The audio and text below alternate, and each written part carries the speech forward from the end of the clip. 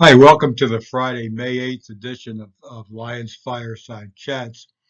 My name is Paul Krastowski. I'm a scientific consultant to Lion, and Lion has asked me to discuss with you today the topic of PFAS as it pertains to LION Turnout Gear Safety. Now, there are about 5,000 individual chemicals that we call PFAS. All of these chemicals have different physical, chemical, and biological properties. So you can see that it's a pretty difficult subject to get your arms around. They've been used for over 60 years to resist heat, oils, grease, chemicals, and water. And they have ideal properties for use in PPE fabrics. The problem is that they're present at very low levels and very hard to measure reliably. Some of these can cause human health effects or ecological impacts, but of course not all of the 5,000. And mostly from food and water, we all have some PFAS in our bodies. It's important to remember that not all PFAS are the same. Just as you wouldn't use a tennis ball to play football, you wouldn't necessarily look at one PFAS and compare it to another and say that they're the same material. We can see on this slide I've put the proposed drinking water standards for the state of Michigan up, and that there's a huge difference between the drinking water standards for PFNA going all the way up to PFHXA. These reflect the differences in the toxicity of these materials. PFNA is a lot more toxic than PFHXA, therefore the state is allowing a lot more PFHXA in its drinking water. Now, science of exposure assessment can tell us a lot of things about PFAS. They can tell us what PFAS a person has contacted. In other words, which of these 5,000 different chemicals a person has come into contact with. And of that, how much of them have managed to get into a person's bloodstream. It can also tell us how fast the PFAS will leave the body and how there's a group or person compared to others who have also been exposed to PFAS.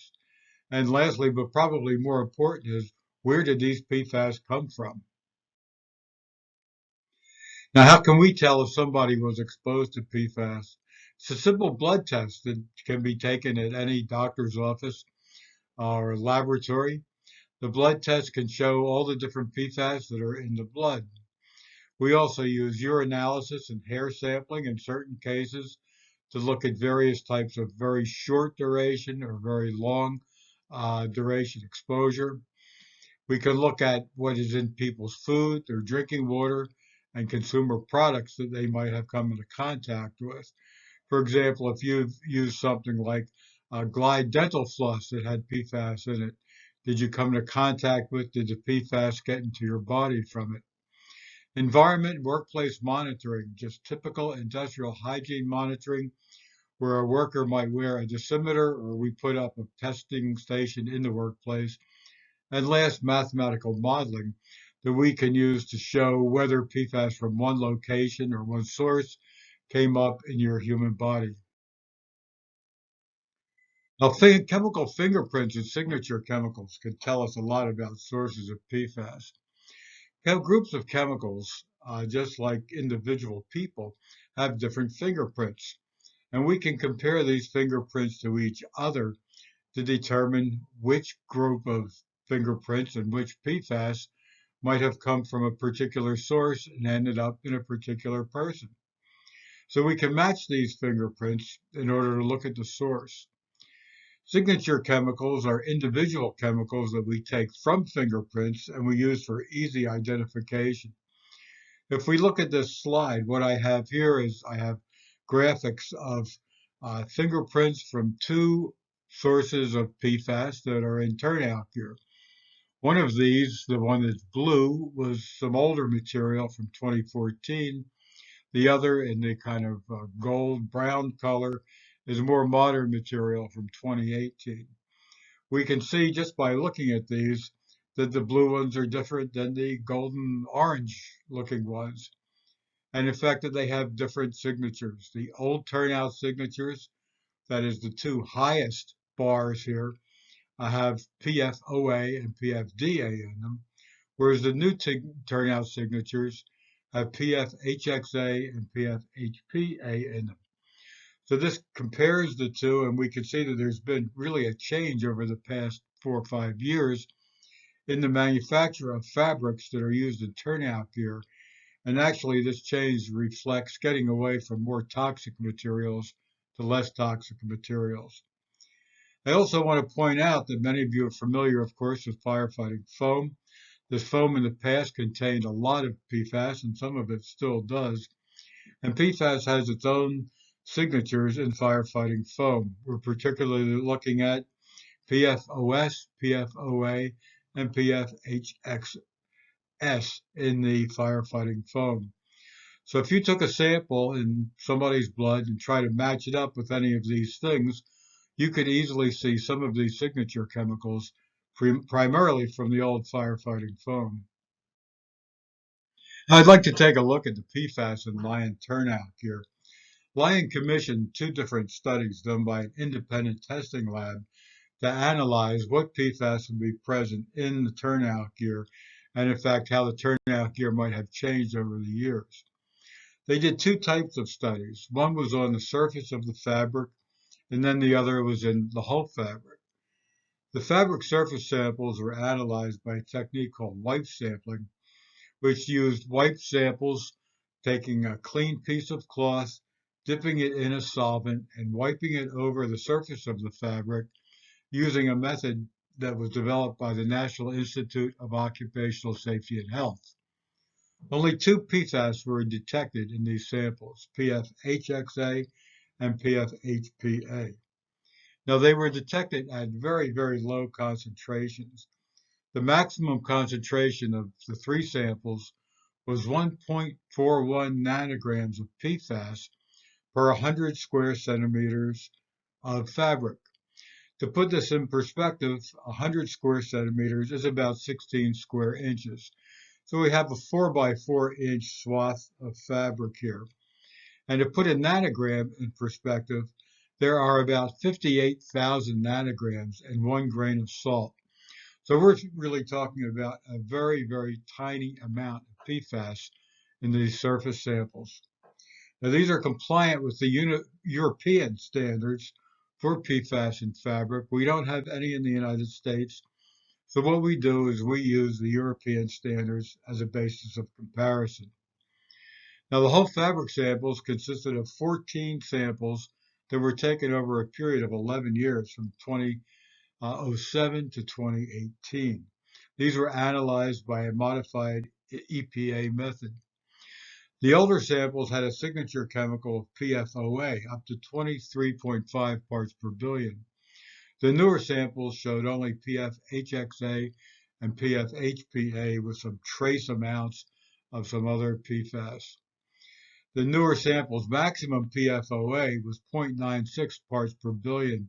So I think you can see that the fabric manufacturers succeeded in reducing PFOA, which is one of the more toxic PFAS, by a large amount over the period of time. One of the newer samples had absolutely no detectable PFAS at all, showing a great deal of progress in removing these materials from fabric. Now, again, though, these whole fabric samples were compliant with European standards. So both of these tests basically showed that this fabric and this turnout gear was safe to use. Now, as I mentioned before, we pretty much all have PFAS in our bodies. I think the number is 99.9% of the population that's been tested has shown PFAS. The levels of that PFAS called PFOS have been declining over the years. This was the PFAS that was used mostly in consumer products and also in some firefighting foam. The LION signature PFHXA has not been detected in the general population. This is a pretty rare chemical. It doesn't turn up very often. The sources in the general population are mostly drinking water, food, and consumer products. The Food and Drug Administration, for example, has found in tests of PFAS in food, especially meat and fish products, that the levels come up to show fairly high levels. Also in drinking water, especially groundwater that's obtained from around manufacturing facilities or fire testing grounds where foam has been used to test firefighting apparatus. There have been quite a few studies done for PFAS in firefighters, primarily because of the use of firefighting foam. One of these is called the C8 study group. This was a group of firefighters that worked around a plant that manufactured PFAS, actually. And what they did was they compared these firefighters to other people in the area. There were literally thousands, I think tens of thousands of people who were in this study. What they found that PFOS was elevated in these firefighters compared to unemployed people, but not compared to other occupations. So regardless of whether you worked in a gas station or whether you worked in the vice president's office, you basically had the same PFOS as the firefighter did. A more recent study was conducted by UC Berkeley in California of the Tubbs Fire. The Tubbs Fire was a fire at the urban wildland interface in Northern California. And they found that PFOS and PFHXAS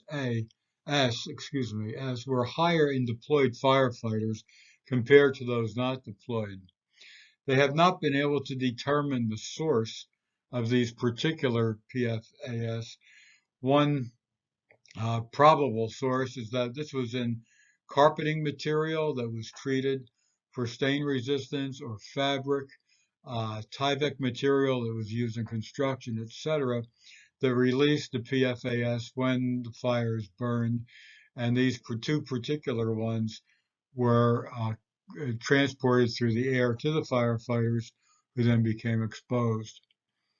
Another study took place in Southern California. It's the Fox study. Again, they found that PFOS in firefighters here was the same as in the general population. So there was no elevation of the most common PFOS that's found in the bloodstream people. And the most recent study was in San Francisco. It compared women firefighters to women who work either for the fire service or in related occupations, but not in frontline firefighting. And they found no detectable PFHXA or PFHPA, which of course are the two signature chemicals in LION Turnout Gear, in the women firefighters. And even more interesting, I think, was they found that the PFAS in the firefighters were consistent with those in office workers, again showing that these PFAS were coming from a different source rather than firefighting gear. So what we find is that the LION Turnout PFAS fingerprints does not match the firefighter PFAS fingerprints. For the recent LION production, signature PFAS are PFHXA and PFHPA. But in the general population, there are a whole group of other PFAS that are most common that don't include these two particular PFAS. Among firefighters, PFOS is the most common PFAS. And recent LION PFAS fingerprints do not match either reported firefighter or general population fingerprints. Now, what can toxicity tell us? That was a little bit about an exposure assessment. So if you're exposed to a chemical, what about its toxicity? Well, toxicity assessments can tell us if a PFAS is toxic and at what dose, what particular toxic effects are associated with that PFAS. Are there special susceptibilities, for example, infants, the elderly, men or women? And have PFAS actually been shown to cause adverse health effects in people? Now, a fundamental principle of toxicology is called the dose makes the poison. This is kind of like the first law of toxicology. And what this basically says is that most chemicals can show some toxic effects, and most chemicals will show non-toxic effects. But it really depends upon the amount that you're exposed to. I think you're all really familiar with this concept. For example, look at the chemical alcohol. You can drink one beer and not show any effects at all. It doesn't impair you cognitively. Your brain is still functioning well. You can make all the right decisions. Your reflexes are working. You start drinking more and more alcohol, and you start to show some impairment. Your reflexes aren't working as well. Your decision making isn't working as well.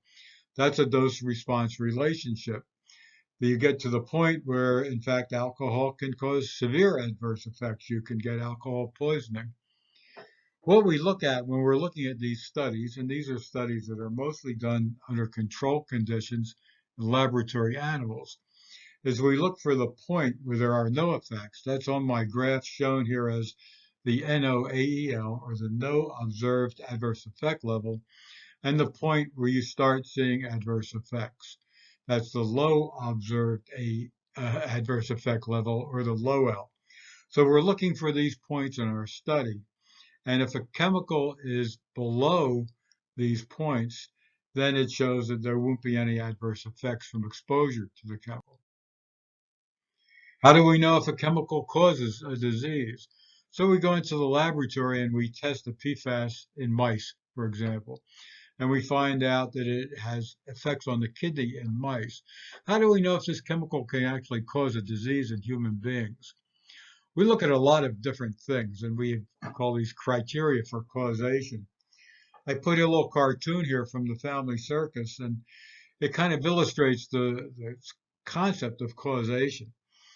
In this, we see little Jeffy here on our airplane saying that he wished the captain didn't turn on the seatbelt sign so much, because every time he turns on the seatbelt sign, it gets a little bit bumpy. So Jeffy thought that turning on the seatbelt sign was making it bumpy, rather than the bumpy making the captain turn on the seatbelt sign. A little bit strange concept of causation. But we look at all these different criteria, and I'm not going to go through each one of these in detail, but this is what I would look at as a scientist if somebody said, well, gee, I think that PFAS is causing kidney disease in human beings because it caused kidney effects in laboratory animals. Now, there are a lot of sources of health data about PFAS, and I primarily rely on government or peer-reviewed publications, not social media. There's a lot of information and a lot of misinformation. We have studies from epidemiology, for example, where people have been going around and surveyed, they've been diagnosed by physicians, they've had blood samples taken.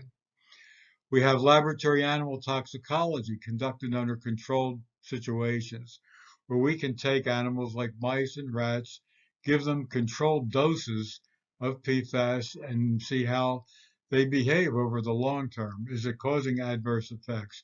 Is it affecting their blood cells? Is it affecting their liver function? We also have laboratory bench cells that we can do with cells. We don't need whole animals for these types of things. We can do exposure assessments in the workplace. For example, we can measure the air, or we can measure the blood of people who have been exposed. We can do a lot of computer modeling. Computer modeling has become very important in modern toxicology because we try to not do as many laboratory studies on animals as we used to, and we can't really ethically do studies on human beings with toxic substances. And there's also clinical practice. When somebody goes to a doctor and says, well, gee, I worked in a PFAS manufacturing plant and I have a problem with my kidney, the doctor can report that, and that enters our database. But I also want to point out there's a lot of misinformation that's on the internet, and to be very careful in what you read and how you interpret it. There have been a lot of statements, in fact, on the internet that link PFAS and cancer. But what I'd like to say is that, like other effects, the ability of any chemical to cause cancer really depends upon the dose, and PFAS are no exception to this rule. Some studies have shown evidence of cancers associated with high PFOA, that's a particular PFAS, in some laboratory animals at high doses. So there's a lot of qualifications here. One, it's a particular PFAS. It's in some, but not all laboratory animals, and it's at very high doses. There is evidence that PFHXA, which is one of the signature chemicals from LION Turnout Gear, is not associated with cancer in laboratory animals. And so evidence that something is not cancer causing is just as important as evidence that something can be cancer causing. There is some weak evidence, which is what we call statistically non-significant, that kidney cancer and possibly testicular cancer was associated with high PFAS exposures around manufacturing facilities. These are not in firefighters, of course. These are in people who lived and had a drinking water supply that was contaminated by PFAS from these facilities. And no clinical cases of cancer, however, have been shown to have been caused by exposure to PFAS. And PFAS did not meet those causation criteria that I presented in the earlier slide. So in general, PFAS are not considered to be cancer-causing or carcinogenic by public health or regulatory agencies. But there are other health effects from PFAS, and the Agency for Toxic Substance Disease Registry, which is part of the Public Health Service, has published several studies that outline what these health effects are. Some of the potential effects are an increase in cholesterol levels, decrease in how well the body responds to vaccines, an increase in risk of thyroid disease, decreased fertility in women, increased risk of high blood pressure or preeclampsia in pregnant women. And preeclampsia is a condition in pregnant women where there can be spikes in blood pressure that can put both the mother and the unborn child at risk, and also lower infant birth weights. So these are things that physicians would actually be looking for if a person, say, worked in a manufacturing industry where PFAS was made or being used or was otherwise exposed to PFAS, for example, through their diet. Now, of course, not all the PFAS show these health effects, and it is at different doses. Most of these have a low dose or a safe dose, below which, that's that no effect level that we talked about, below which there are actually no effects. And then as the dose increases, the prevalence of these levels would increase. Now, also, we can take these studies that ATSDR and the National Toxicology Program have published, and we can rank the toxicity of these PFAS by comparing these no effect levels to each other. The most toxic PFAS are PFDA and PFNA. They have not widely been used and not used a lot recently at all. However, in the high intermediate rank of toxicity, you would see PFOA and PFOS. These are the two PFAS that were mostly used in the past in a wide variety of applications. And these are also the ones that turned up in a lot of the firefighting foam. In the low range, we see PFHXA and PFHSK, and the lowest PFBS. All these three are currently being used by fabric manufacturers now to replace the other older, more toxic PFAS. So in summary, I think there are thousands of PFAS and hundreds of applications, and their properties widely are different from each other, and we have to be careful in making conclusions about one PFAS based upon data from another. The source of PFAS can be determined using chemical fingerprinting, and we have used that in interpreting the different studies that have been performed in both people and in LION Turnout Gear. We all have PFAS in our bodies, but these levels are generally declining due to the phase out of PFAS in non-essential materials, not essential materials, of course, like PPE. Levels in firefighters are similar to those in the general population and not linked to LION Turnout Gear. The older long-chain PFAS that were phased out are more toxic than the short-chain PFAS.